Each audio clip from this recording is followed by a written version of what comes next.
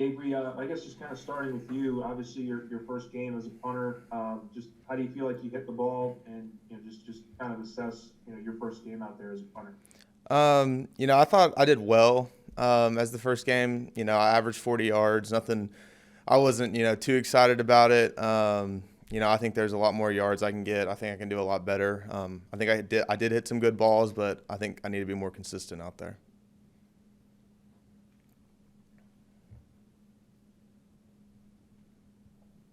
Hey, Avery, Scott Reveley from The Advocate. Talk about the competition at that position. Do you expect it to continue with Peyton, or is it something a week to week thing, or do you feel like this is your job, as far as going forward? I think there's a competition there every day. Every Tuesday, every Thursday, every Saturday, there's always the competition going on, and that's I think that's the same for every position. But throughout camp, me and Peyton battled it out. Peyton's a great punter, and as I'm concerned, I think I'm the starting punter. I think I should be for the foreseeable future. But if something happens to me and Peyton goes in, I know he'll do a great job. Hey, Avery is a guy chosen to wear the number 18 jersey. They always say leadership. It's easy to lead when winning and everything's happy. What role are you playing right now after this loss? And some fans are upset and all those kind of different things. What would you tell them, and what are you telling your teammates? I think the biggest thing to tell everybody right now is we're good. We took a loss, but something I think about every time is I think Clemson was the first national champion in 2018 to go undefeated. So there's a lot of football ahead of us. We have a really good team. I know we took one loss, but we got a lot of football left. Hey, Mayor Wilson Alexander from The Advocate. Jacques just mentioned that 18. We haven't talked to you since they revealed it. When did you know that you were getting that number, and what does it mean to you to be a specialist, wearing that? Yeah, I think that they let me know, I think it was a week ago from today, actually. And, it was a huge honor, not something I was expecting at all. Being a specialist, I think I'm the first specialist to wear that number. It's a huge honor. I know it comes with a lot of responsibility, but, I was excited. My family was excited. But, yeah.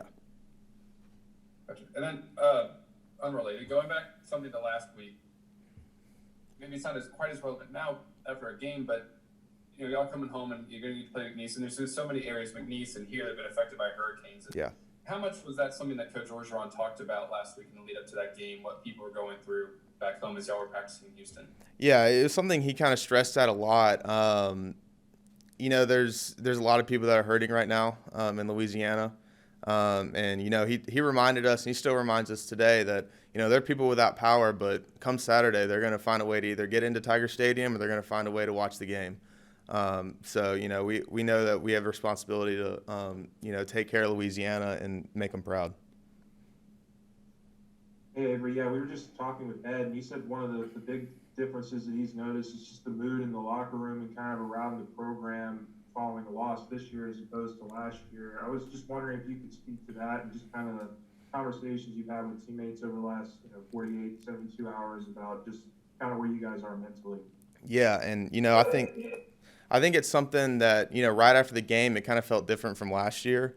It wasn't there. Of course, there was disappointment, but I think I guess you could say there was hope. There's like we're going to be better for this, and I think that's how the mood is around here. Right now is, yeah, we lost, but we do have a good team, and next Saturday is another chance for us to show that.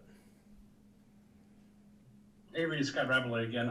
It seems unusual in college for a guy to punt and kick or kick off, but obviously you did both in high school. Are the motions, the techniques, are they that as dissimilar as they look, or are there a lot of ways where it's like these are complementary things to be doing? Yeah, I mean it's kind of, you can look at it in similar assets to where it's kicking, but there are a lot of different things. Kickoff, everything's mostly stationary. I mean, obviously there's the approach of the kicker, but the ball's stationary. It's elevated, and in punting, everything's moving. The ball is moving, the punter's moving. You have to catch a snap.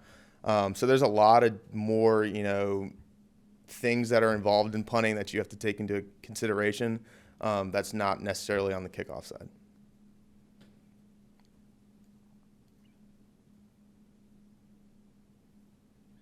Avery, you mentioned this a second ago, how like in the locker room post game, it was more hope than you might have felt otherwise.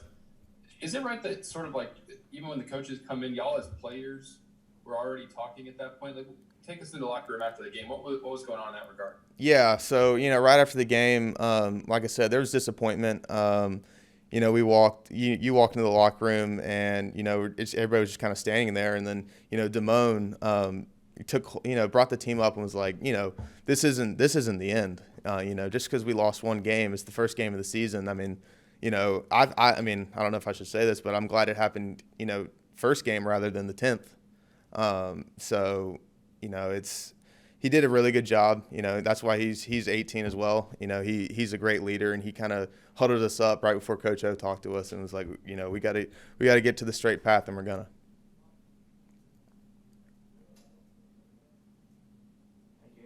Thanks, guys.